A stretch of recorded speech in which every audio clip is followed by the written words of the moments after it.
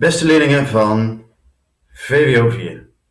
De volgende begrippen zijn aan bod gekomen: trias politica, checks and balances, grondwet, lei fundamental, klassieke grondrechten, derecho fundamental, sociale grondrechten, derecho fundamental, legaliteitsbeginsel, y poder novo, nieuwe machten, zoals de pers of lobbyisten of bureaucratie, die in Curaçao best groot is. Nou, als je nou in de les de opdrachten e pergunta niet af hebt gekregen, neem ik ze nu nog even voor je door. Als je vragen doorneemt, ben je heel goed voorbereid op de toets en beheers je stof gewoon goed. Ja, dus ben je gewoon goed bezig. Dus gebruik die vragen ook die ik jullie geef. Ik zeg niet dat dat de toets wordt, maar het helpt je wel enorm in de goede richting. Pergunta 1.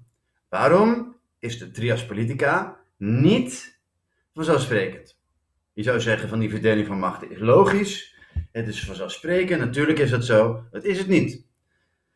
Pregunta 2. Welke nieuwe aanvullingen op de trias politica zijn er? En zijn het goede aanvullingen? Onderbouw. Explica. Waarom je dit denkt.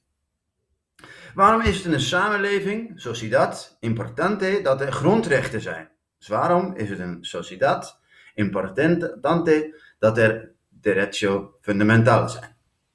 Denk daar goed over na en formuleer je antwoord. Denk na over je antwoord. Welke zorgen wat betreft klassieke grondrechten ontstonden er bij de voorgestelde grondwet van 23 november? Onder de bevolking, Pueblo, ontstonden er zorgen over die grondwet en denk dan vooral na over de klassieke grondrechten.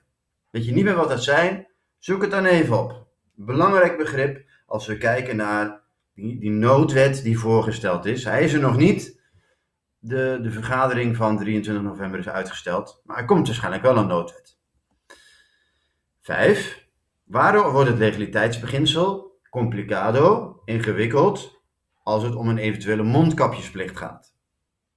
En denk daarbij ook aan de klassieke grondrechten en denk ook vooral aan het legaliteitsbeginsel. Dus waardoor wordt het legaliteitsbeginsel ingewikkeld als het om een eventuele mondkapjesplicht gaat?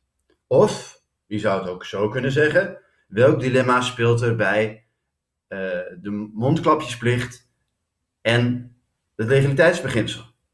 Welk dilemma is er daarbij? Welke moeilijke keuzes zijn er daarbij? Nou, weet je niet meer wat een dilemma is? Zoek het even op in het vorige thema. Het legaliteitsbeginsel, als je ook niet meer weet wat dat is, kijk of even terug of zoek het even op in je lesboek. Succes! Hasbo maximo esverso y te quierato.